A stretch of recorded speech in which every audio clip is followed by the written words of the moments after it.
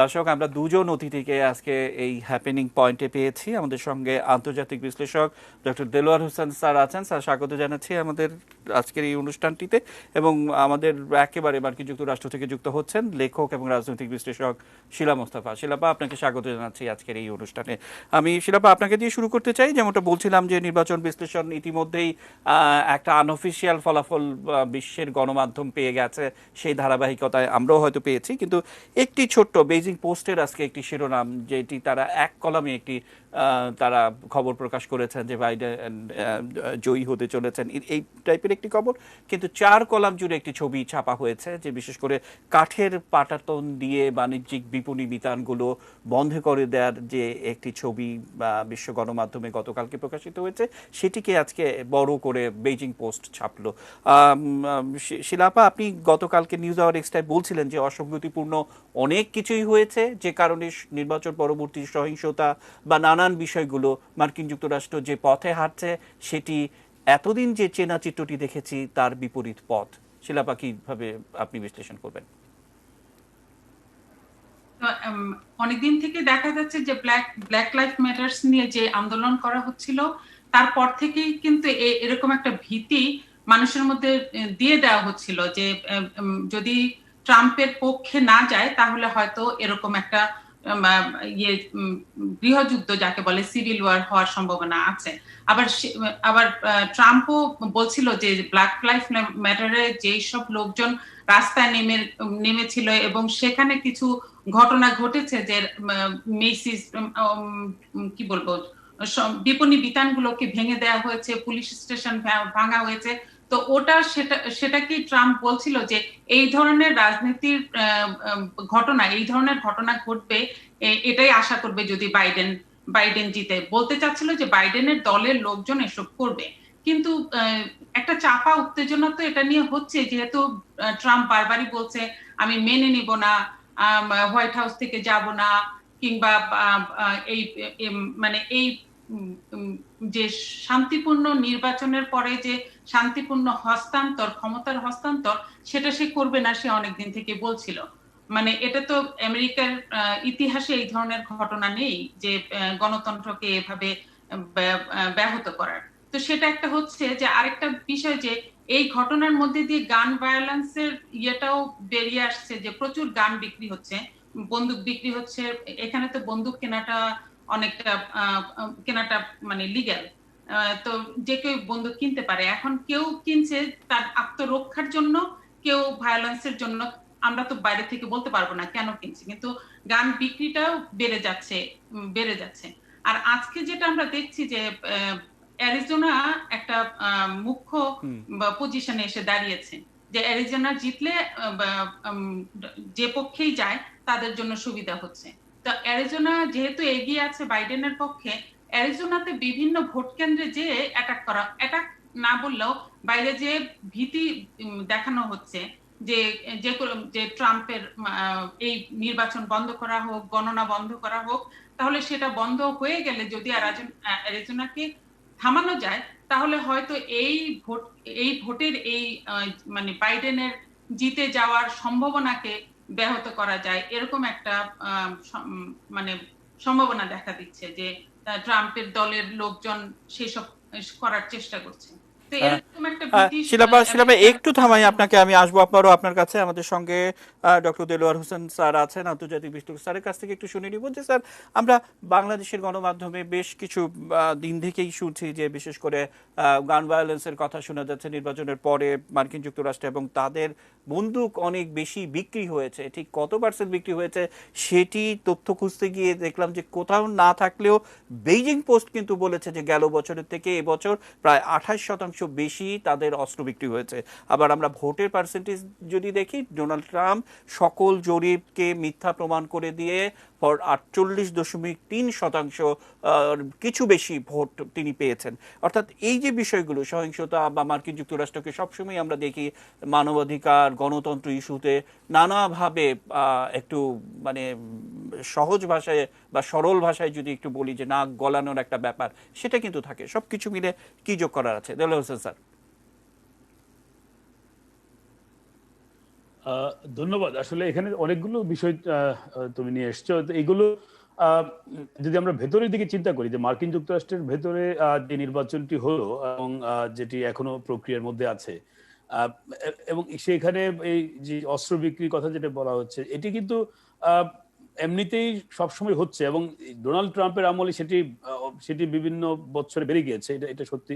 এবং এই নির্বাচনের বছরে সেটির পরিমাণ আরো বেড়েছে, এবং তার পেছনের কারণগুলো আমরা বুঝতে পারছি। এবং যে কারণে আসলে মার্কিন যুক্তরাষ্ট্রের আহ, ভেতরে এই নির্বাচনকে কেন্দ্র করে যেই যেই বক্তব্যগুলো সামনে এসছে, এগুলো কিন্তু মার্কিন যুক্তরাষ্ট্রের ইতিহাসে কখনো এত বড় আকারে আসেনি। যে আমার মনে হয় না যে সিভিল ওয়ারের পরে, ও 1861-65 সালের যে সিভিল ওয়ারের পরে এইভাবে মার্কিন সমাজের ভেতরের যে যে বিভাজন, এবং সেই বিভাজনের পেছনে যে যে বিভিন্ন কারণ থাকতে পারে, সেই আহ, বর্ণ থেকে শুরু করে রাজনৈতিক মতাদর্শ সবকিছু, কেউ রক্ষণশীল হবে, কেউ প্রোগ্রেসিভ হবে, যে কোনো ভাবে বিভাজন থাকতেই পারে, কিন্তু সেই বিভাজনটা এমন ভাবে মুখোমুখি অবস্থায় দাঁড় করিয়েছে আহ, মূলত রাজনৈতিক স্বার্থের জন্য, রাজনৈতিক কারণে। এবং ডোনাল্ড ট্রাম্প সেটিকে এমনভাবে ব্যবহার করেছেন, এবং শেষ পর্যন্ত নির্বাচনে সেটি ব্যবহার করছেন। যে কারণে আজকে আমরা যে অবস্থাটি দেখতে পাচ্ছি, যে মার্কিন যুক্তরাষ্ট্রের ভেতরে একটি প্রতিষ্ঠিত নির্বাচনী ব্যবস্থা আছে, গণতান্ত্রিক ব্যবস্থা আছে। সেখানে আমরা জানি যে মার্কিন যুক্তরাষ্ট্রকে বলা হয় যে সেপারেশন অফ পাওয়ারের একটা বড় এক্সাম্পল, বা চেকস এন্ড ব্যালেন্সেস আছে। তারপরে সেখানে আমরা দেখলাম যে এই ডোনাল্ড ট্রাম্প কিংবা তার সমর্থকরা এমন একটি অবস্থা তৈরি করেছে যেখানে হোয়াইট হাউসকে বেষ্টনী দিয়ে রাখতে হচ্ছে। এটি এটি অত্যন্ত দুঃখজনক। এবং এবং এবং যে আমি যেটা বলছিলাম, যে আপনার যে নির্বাচনী অভিযানে, আপনার প্রচার অভিযানে যে কথাগুলো আসছে, যে democracy on the ballot, character on the ballot, এবং জো বাইডেন বারবার বলছিলেন যে উনি he will be the president of all Americans, not for just Republicans or independents or Democrats. এই কথাগুলো কেন বলতে হয়েছে যে এই জায়গায় দাঁড় করিয়েছে, মানে মার্কিন যুক্তরাষ্ট্র, আমি বলবো শুধু ট্রাম্প না, ট্রাম্পের যারা সমর্থক বা ট্রাম্পকে যারা সাপোর্ট করছে, সবাই মিলেই কিন্তু একটা একটা এমন একটা অবস্থায় নিয়ে গিয়েছে যে যে ক্ষমতার লড়াইয়ের জায়গাটাকে, আমরা যেটা উন্নয়নশীল বিশ্বে অনেক সময় ক্ষমতার লড়াইয়ের জায়গাটাকে যেভাবে দেখি ব্যক্তিগত একটি মানে জায়গা, এটি এটি যে তার পিছনে যে প্রতিষ্ঠান আছে, রাষ্ট্র আছে, সমাজ আছে, সেটা আমরা আমরা ভুলে যাই। তো এখন আমি আমি মনে করি যে মার্কিন যুক্তরাষ্ট্র কিন্তু গণতান্ত্রিক ব্যবস্থাকে, বা তাদের যে মূল্যবোধ, যে মূল্যবোধ গুলো তারা সবসময় বিশ্বের অন্যান্য প্রান্তে প্রচার করার চেষ্টা করেছে, সেগুলো যেন অন্যরা অনুসরণ করে সেই চেষ্টা করি, সেই মূল্যবোধগুলো কিন্তু তারা এখন ধরে রাখতে পারছে না। ফলে ঘরে এবং বাইরে এই এই দুদিকে কিন্তু প্রশ্নটি যে মার্কিন তাদের যুক্তরাষ্ট্রকে মূল্যবোধ ধরে রাখতে পারছে না, আমি ঠিক এই জায়গাটিতে একটু ফোকাস করতে চাই। যে আসলে আমরা নানাভাবে দেখার চেষ্টা করেছি, যে বিশেষ করে আমাদেরকে সামনে, বা আমি যখন এই অনুষ্ঠানে আমরা আমাদের ভয়েস টেস্ট করছিলাম, তখন কিন্তু বলছিলাম যে এই মার্কিন যুক্তরাষ্ট্র ডোনাল্ড ট্রাম্প এমন একটি জায়গায় নিয়ে গেছেন, স্টেট টু স্টেট, অর্থাৎ রাষ্ট্র বনাম রাষ্ট্র, মার্কিন যুক্তরাষ্ট্র এবং সৌদি আরবিয়া। জামাল খাশোগির হত্যার পর যখন মার্কিন যুক্তরাষ্ট্র প্রতিবাদ করলো, সৌদির পক্ষ থেকে বেশ কিছু টাকা পয়সা উপঢৌকন দেওয়া হলো, একদম স্টেট টু স্টেট, এবং মার্কিন যুক্তরাষ্ট্র বিষয়টি নিয়ে কোনো কথা বললেন না। এরকম একটি পর্যায়ে আপনার কি মনে হয় না যে স্প্রিট নিয়ে আমেরিকার তৈরি হয়েছিল, যে একটা শোষণহীন সমাজ ব্যবস্থা এবং সেখানে কোনো ধরনের বৈষম্য থাকবে না, সেই জায়গা থেকে অনেক আগেই তারা সরে এসেছে? না, সেটি তো এসছে। আমরা জানি যে 60-এর দশকে মার্টিন লুথার কিং, ওনাকে মেরে ফেলা হয়েছে, বা ওনার যে আন্দোলন, এগুলো তো মার্কিন যুক্তরাষ্ট্র কিন্তু অনেক এক্সপেরিমেন্টের মধ্য দিয়ে আজকের অবস্থায় এসছে। এবং তার মধ্যেও কিন্তু মার্কিন যুক্তরাষ্ট্রের সামাজিক, রাজনৈতিক এবং অর্থনৈতিক বিভিন্ন ক্ষেত্রে অনেক রকম অ্যাচিভমেন্ট আছে। এবং এবং সেই সেই বিষয়গুলো কিন্তু এই মুহূর্তে আমরা যেটা দেখছি, যে মার্কিন যুক্তরাষ্ট্রের ভেতরের যে যে এই যে ভেতরের যে পরিস্থিতি, বিশেষ করে সামাজিক ক্ষেত্রে যেটা আমরা দেখছি, বা রাজনীতির ক্ষেত্রেও যে যে ধরনের বিভাজনটা আমরা দেখছি, সেটি কিন্তু তাদের সেই অর্জনকে ম্লান করে দিচ্ছে। এবং আমি আপনাকে আবারও বলবো যে এটি শুধু ট্রাম্প সিনড্রোম না, মার্কিন যুক্তরাষ্ট্রে গত 30 বছর ধরে, প্রায় 3 দশক ধরে কিন্তু আপনার অভিবাসী বিরোধী, প্রচন্ড রকম রক্ষণশীল, এবং এক ধরনের এই হোয়াইট সুপ্রিমেসির কথা আমরা বলছি, যে এই যে একটি বর্ণবাদী আচরণ, এগুলো কিন্তু আস্তে আস্তে মানে আপনার মানে বাড়ছিল। এবং ট্রাম্প এসে সেটাকে আরো ত্বরান্বিত করেছে, এবং এটাকে বলা যায় যে আপনার যে দিয়াশলার কাঠি দিয়ে যে আপনি যদি আগুন ধরিয়ে দেন সেই অবস্থাটা করেছেন উনি। তো এটি কিন্তু মার্কিন সমাজের ভেতরে ছিল। এখন আজকে তারা বড় ধরনের প্রশ্নের মুখোমুখি হচ্ছে। একদিকে যেমন আপনি বললেন যে বেইজিং এর কথা বললেন, কিংবা আরো বিভিন্ন দেশ মার্কিন যুক্তরাষ্ট্রের এই পরিস্থিতি নিয়ে তারা হয়তো এটাকে দেখানোর চেষ্টা করবে যে মার্কিন যুক্তরাষ্ট্রের যে যে গণতন্ত্রের কথা বলা বা তাদের যে নিজেদের মানবাধিকারের বক্তব্যগুলো কতটা অন্তঃসার শূন্য। কিন্তু বাস্তবতা হচ্ছে যে এই যে বহির্বিশ্বে মার্কিন যুক্তরাষ্ট্র একটা বড় ধরনের ভাবমূর্তি সংকটে পড়ছে, একই সঙ্গে এক ধরনের মোরাল ক্রাইসিসের মধ্যে পড়বে, যেহেতু মার্কিন যুক্তরাষ্ট্রের পররাষ্ট্রনীতি ব্যাপকভাবে বিভিন্ন দেশের অভ্যন্তরীণ বিষয়ে তাদের এক ধরনের, আমরা এটাকে হস্তক্ষেপ বলতে পারি, অথবা এক ধরনের ইনভলভমেন্ট তাদের আছে, এবং সেখানে সবসময় যে তারা সঠিকভাবে করে সেটা না, অনেক ক্ষেত্রে তারা নিজেদের পররাষ্ট্রনীতির অবজেক্টিভ। স্যার, আমাদের পররাষ্ট্রনীতি অর্থাৎ আমাদের পররাষ্ট্র নীতি সম্পর্কে আমরা নানাভাবে দেখেছিলাম, বিশেষ করে আরব স্প্রিং এর সময়ে তাদের যে অ্যাটিচিউডটি দেখেছিলাম, পরবর্তীতে সেই ধারাবাহিকতা বাংলাদেশে আসার একটা সম্ভাবনা আমরা নানাভাবে দেখেছিলাম। সেই সম্ভাবনা আছে কিনা আপনি ভাবতে থাকুন, আমরা শিলা মোস্তফার সঙ্গে আরেকটু কথা বলে আসি। শিলাপা, একটা বিষয় যে আমরা বারবার বলছি বা দেলোয়ার স্যারও বলছিল যে 1861 সালে যখন একটা গৃহযুদ্ধ হলো, এবং আপনি নিশ্চয়ই সেটি জানেন যে বিশেষ করে সেই যুদ্ধটিকে নিয়ে দুপক্ষে এবং আব্রাহাম লিঙ্কনের বিখ্যাত একটি ভাষণ, সেখানে বলছে যে প্রত্যেকটি বুলেট আমার ইচ্ছার বিরুদ্ধে খরচ করতে হচ্ছে, কেননা আগামীতে ভবিষ্যতে মার্কিন যুক্তরাষ্ট্রকে সকল ধরনের অসৌজন্যমূলক আচরণ, সকল প্রকারের মানবিকতা এবং সকল প্রকারের আমেরিকার স্পিরিটের বিরুদ্ধে যারা আছে তাদের থেকে আমি মুক্ত করতে চাই, অর্থাৎ যত কষ্টই হোক না কেন আমার এই গৃহযুদ্ধ চালাতেই হবে, এরকম একটি বক্তব্য। কিন্তু আমরা আজকের দিনে এসে, যেমনটা আপনি কিছুটা নিউজ আওয়ার এক্সট্রায় গতকালকে বলার চেষ্টা করেছিলেন যে অসংগতিপূর্ণ অনেক কিছুই হয়েছে, সেই ধারাবাহিকতায় বাণিজ্য একটি বড় একটি বিষয়, যে দেশের ব্যবসায়ীরা আতঙ্কগ্রস্ত হলে অর্থনীতি চুরচুর করে ভেঙে পড়বে, এটাই হচ্ছে বাস্তবতা। সবকিছু মিলে কি যুক্ত করবেন শিলাপা? আমার কথা হচ্ছে যে প্রতিটা সমাজে, বিশেষ করে আমরা আমেরিকার কথা যদি বলি, আমেরিকা কিন্তু ধীরে ধীরে তৈরি হচ্ছে একটা, এটা হচ্ছে একটা ইমিগ্রেন্ট কান্ট্রি। তো এটা গড়ে তোলার পিছনে অনেকের রক্ত, অনেক কিছু, তো মানে এই যে শুধুমাত্র আমরা যদি বলি যে এক এক মানে ওভারনাইটে আমেরিকার একটি আইডিওলজি তৈরি হয় নাই, একটা অনেক দিন এক করে হয়েছে। যেমন মেয়েদের, কালোদের অধিকার বা মেয়েদের ভোট দেওয়ার অধিকার, একটা একটা করে সবকিছু অর্জন হয়েছে। সেই সব অর্জন করার পরে এখন যে অবস্থানে এসে দাঁড়িয়েছে আমেরিকা, যেটা একটা আদর্শগত গণতান্ত্রিক আদর্শিক দেশ হিসেবে ধরা হয়, কিন্তু তার একজন ডোনাল্ড ট্রাম্প এসে, আমরা যেমন সবসময় বলি ডোনাল্ড ট্রাম্প আসার পরেও এটা একটা শুধু মানে ডোনাল্ড ট্রাম্প আমেরিকাকে প্রতিনিধিত্ব করে না, এই কথাটা আমি অনেক জায়গায় বলি, করে না এই জন্য যে ডোনাল্ড ট্রাম্প অনেক কিছু চায়, অনেক কিছু উস্কে দিয়েছে, অনেক মানে অনেক মানুষের কালো দিকটা, খারাপ দিকটা উস্কে দিয়েছে। যেমন একটা কথা আমি একটু আগে যদি ভুলে যাওয়ার আগে বলতে চাই যে তার সে কতগুলো দলকে উস্কে দিয়েছে, যারা ওই যে বর্ণবাদী যে হোয়াইট সুপ্রিমিস্ট, ওদের কতগুলো কে গ্রুপ, কিংবা প্রাউড বয়েজ এদের বলে মানে ইঙ্গিত দিয়ে তাদের বলে দিচ্ছিল যে তোমরা স্ট্যান্ড বাই থাকো, মানে তাদের মানে তাদের কখনো কন্ডেম করেনি, তাদের কখনো বলে নাই যে তোমরা যে আমাকে সাপোর্ট করছো, আই ডোন্ট রিপ্রেজেন্ট ইউ, এই কথাটা সে কখনো বলে নাই। সে কোনো না কোনো ভাবে তাদের বুঝিয়েছে যে আমি তোমাদের, দে আর গুড পিপল, তারা মানে তাদের there is good people in that side too. কিন্তু একজন মানুষ যদি ভাবে যে বর্ণের জন্য একজন মানুষ খারাপ, তারা তো কোনোদিন ভালো হতে পারে না। তো সেই সব দলকে উস্কে দেওয়ার কারণে আজকের এই পরিস্থিতির সৃষ্টি হয়েছে, যে নির্বাচন পরবর্তী উচ্ছৃঙ্খলা হতে পারে, এটা ভাবার এই জায়গায় এসে পৌঁছেছে। হ্যাঁ, সবাই একটু ভীতির মধ্যে আছে, কারণ এই যে নির্বাচনের আগে আমাদের ব্ল্যাক লাইফ ম্যাটার্স এর সময় যেসব ঘটনা ঘটেছে, সেই সব ঘটনার থেকে মানুষ ভাবছে, মানে বিশেষ করে বিপণী বিতানগুলো ভাবছে হয়তো তাদের আবার আক্রমণ করা হবে, এবং এটাই ঘটে। কোনোখানে রায়েট হলে, সিভিল ওয়ার হলে সবকিছুতে আগে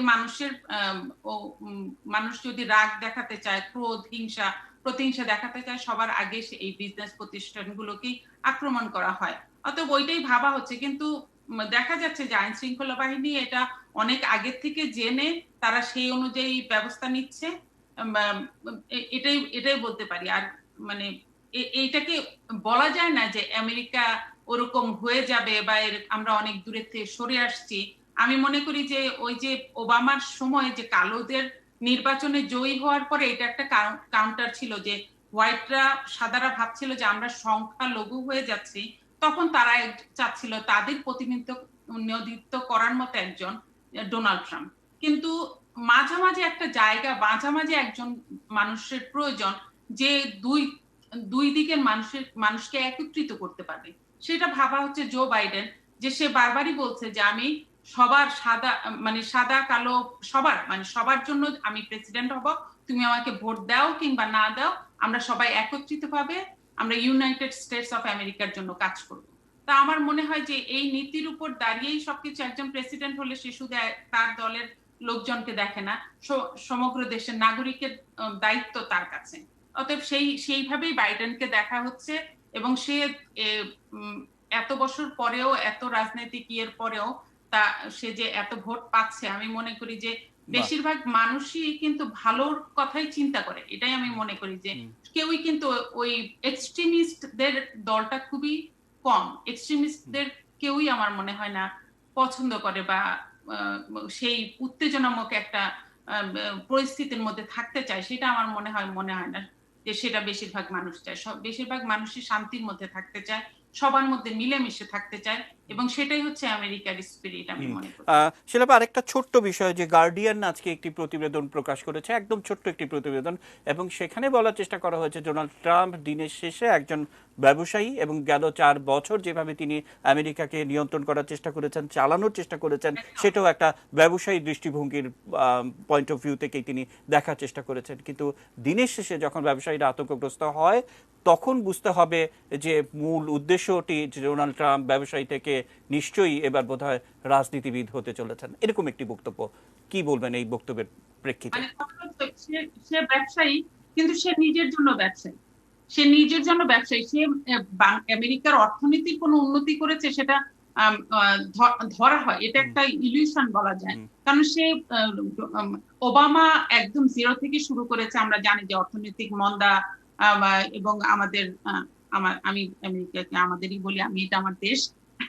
তো এখানকার যে কি বলে হাউজিং ক্রাইসিস তৈরি হয় 2008-এ, ওইসব ক্রাইসিস নিয়ে একদম শূন্যের কোঠা থেকে ওবামা শুরু করে জিডিপি অনেক হাই হয়। ডোনাল্ড ট্রাম্প খুব একটা ভালো পজিশনে, আমেরিকার একটা ভালো পজিশনে ইনহেরেন্ট করেছে, যে খুব ভালো একটা অর্থনৈতিক পজিশন। তো এটা শুরু যদি হয় ওবামার আমলে, ওটা উপর দিকে যেতে থাকবে। হঠাৎ করে একজন প্রেসিডেন্ট আসার পরে তো ঠাস করে পড়ে যাবে না। ওই গতিটাকে সে চালিয়ে নিয়ে গেছে, বা সেটা he was lucky, that's all I can say. That অর্থনৈতিক ব্যাপারে সেটা ছিল, কিন্তু অনেকগুলো কারণ, যে অনেকগুলো বিষয় যেটা করেছে, সেটা হচ্ছে অমানবিক ভাবে সে অনেকগুলো বিষয় নিয়ে এসেছে, সেটা অর্থনীতির বাইরেও। যে বা আমেরিকাকে অন্য দেশের কাছে একটা হৃদয়হীন দেশ হিসেবে সে প্রতিফলিত করেছে বলে আমি মনে করি। যে এই যে ইসলামিক কান্ট্রি শপথটি এসে 7টা থেকে 9টা ইসলামিক কান্ট্রি বন্ধ করে দেয়া, তারপর ঢাকা একটা যে ইমিগ্রেন্ট মেক্সিকোর সাথে দেয়াল তোলার কথা বলা, সবই একটা এক্সট্রিম সব আইডিয়া গুলো সে নিয়ে এসে, বা মেয়ে মানুষ সম্পর্কে যে তার কথা বলা, বা ইমিগ্রেন্ট, তার 2জন ওয়াইফ ইমিগ্রেন্ট এই দেশে। তো তা কিন্তু সে কোনো সম্মান দিয়ে কাউকে কথা বলেনি, মিডিয়ার লোকজনকে সে কোনো সম্মান দিয়ে কথা বলে নাই। সে কোনো তার কোনো গুণাবলী কোনো একজন আদর্শ রাজনৈতিক নেতার হতে পারে না। তো কোনো আদর্শিক নেতাই তাকে, রিপাবলিকান পার্টি কি করে এতদিন তাকে সহ্য করলো, হজম করলো, সেটাও আমার কাছে একটা বিরাট বিষয়। দারুণ, যে কিভাবে সহ্য করলো, কিভাবে হজম করলো, সেটাই এখন বড় বিষয়। দেলোয়ার স্যার, আপনার কাছে আগেই প্রশ্ন রাখা ছিল যে বাংলাদেশ পলিসি, অর্থাৎ আমরা জানি যে খুব রাতারাতি পরিবর্তন হওয়ার কোনো সুযোগ না থাকলেও আমাদের এই ভয়টা কিন্তু কাজ করে, কারণ আমরা ইতিপূর্বে নানাভাবে দেখেছি মিডল ইস্ট ক্রাইসিসের সময় রাতারাতি পরিবর্তন হওয়া, সাউথ ইস্ট এশিয়াতেও দেখেছি। আর আমরা তো যখন তখন আমাদের অনেক লবিস্টাই থাকে, আমাদের অনেক নোবেলজয়ী অর্থনীতিবিদরা থাকেন, যে একটু এদিক ওদিক করার সুযোগ নিয়ে ওত পেতে বসে থাকেন। সবকিছু মিলে পরিবর্তন হওয়ার কোনো সুযোগ আছে কিনা, দেলোয়ার স্যার?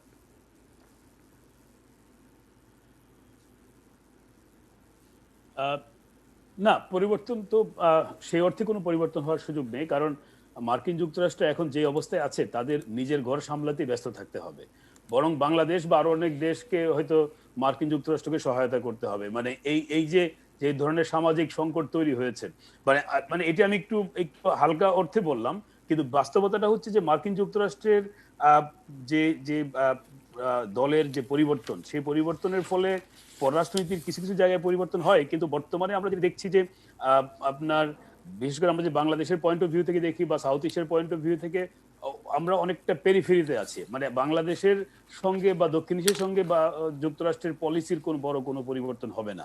আর এটি যদি স্বাভাবিক অবস্থা থাকতো, আর যেখানে মার্কিন যুক্তরাষ্ট্র মানে আমি বলবো যে ডোনাল্ড ট্রাম্প যতটা মার্কিন যুক্তরাষ্ট্রকে অন্তর্মুখী করেছে, অনেক বেশি উনি যে ওনার যে মেক আমেরিকা গ্রেট এগেইন যে স্লোগান দিয়ে মার্কিন যুক্তরাষ্ট্রকে আইসোলেটেড করছে, এবং এর কিন্তু একটা ইম্প্যাক্ট ফরেন পলিসিতে পড়বে। মানে উনি না থাকলেও কোনো কারণে যদি জো বাইডেন ক্ষমতায় আসে, ওনার সময়ও কিন্তু মানে মার্কিন যুক্তরাষ্ট্রের ভেতরের যে যে পরিবর্তনগুলো হয়েছে, যেখানে মার্কিন যুক্তরাষ্ট্রের যে ডোমেস্টিক প্রবলেমগুলো, অর্থনীতি বলেন, সেখানে স্বাস্থ্য সেবা বলেন, সেখানে ক্লাইমেট চেঞ্জ ইস্যু আছে, সেখানে এই যে পোভার্টি ইস্যু আছে, সেখানে আপনার যে বিশাল ইনইকুয়ালিটি আছে, এই সব কিছু কিন্তু এবারে নির্বাচনে যে ইস্যুগুলো এসছে, এগুলো কিন্তু মার্কিন যুক্তরাষ্ট্রকে অনেক বেশি তার নিজের সমস্যা নিয়ে ব্যস্ত থাকতে হবে। তো ফলে মার্কিন যুক্তরাষ্ট্রের পক্ষে বাইরের বিশ্বে খুব বেশি মানে যে হস্তক্ষেপ করার যে বিষয়টি, সেটি কিন্তু ডিফিকাল্ট। এবং বিশেষ করে আপনার ডোনাল্ড ট্রাম্পের সময় চীনের সঙ্গে, তারপরে আপনার রাশিয়ার সঙ্গে এবং মার্কিন যুক্তরাষ্ট্রের দীর্ঘদিনের মিত্র রাষ্ট্র ন্যাটো এলাই যারা বা যারা ইউরোপিয়ান এলাই, তাদের সঙ্গে সম্পর্কের যে অবনতি ঘটিয়েছে, এগুলো কারেক্ট করতে কিন্তু অনেক সময় লেগে যাবে। তো আমার কাছে মনে হয় যে যদি বাংলাদেশের পয়েন্ট অফ ভিউ থেকে দেখি, তাহলে দু একটা বিষয়ে আমরা বরং কিছুটা সুবিধা পেতে পারি যদি বাইডেন সরকার বা বাইডেন প্রশাসন আসে। যেমন রোহিঙ্গা ইস্যুতে ডোনাল্ড ট্রাম্প কমপ্লিটলি সাইলেন্ট ছিল। শুধু মানে মার্কিন যুক্তরাষ্ট্রের একটা আমলাতান্ত্রিক বাস্তবতার কারণে হয়তো তাদের একটা পজিটিভ রোল ছিল, কিন্তু বাস্তবে মার্কিন যুক্তরাষ্ট্র কিন্তু মিয়ানমারের বিরুদ্ধে কোনো শক্ত ব্যবস্থা নেয়নি। তো আমার মনে হয় যে বাইডেন সরকার বা বাইডেন প্রশাসন হয়তো এই বিষয়টাকে অনেক গুরুত্ব দিতে পারে। কারণ ওবামা কিন্তু 2012 সালে মিয়ানমার সফর করেছিল এবং তার একটা এক্সপেকটেশন ছিল মিয়ানমারের পরিবর্তন সম্পর্কে, কিন্তু পরবর্তী 2017 সালে যে ভয়ঙ্কর যে গণহত্যা চালিয়ে যে রোহিঙ্গাদেরকে বাংলাদেশে পাঠিয়ে দেওয়া হয়েছে, সেই ঘটনাটা কিন্তু ট্রাম্পের আমলেই ঘটেছে। ফলে এই এই ফলে ট্রাম্প কিন্তু এই সমস্ত সমস্যার ব্যাপারে তার কোনো রকমের মাথা ব্যথা নেই, কারণ ট্রাম্প তার নিজের মানে নিজের দেশের চিন্তা তো, মানে যেটা একটু আগে আপনি বললেন বা আমিও জানি যে ট্রাম্প ইজ ভেরি মানে তার মানে এই যে একটু আগে বলা হচ্ছিল যে রিপাবলিকান দলের কথা, উনি রিপাবলিকান দলের কথাও চিন্তা করেন না, উনি ওনার নিজের কথা চিন্তা করেন, অথবা ওনার আশেপাশে একটা গ্রুপ আছে, বেস্টেড গ্রুপ, তাদের কথা চিন্তা করেন বড় জোর। তো এইরকম একজন প্রেসিডেন্ট আপনার রোহিঙ্গা ইস্যুতে সেই রকম কোনো অবস্থান ছিল না। আর এখানে আরেকটা বিষয় আমরা শেষ করেন আপনি স্যার।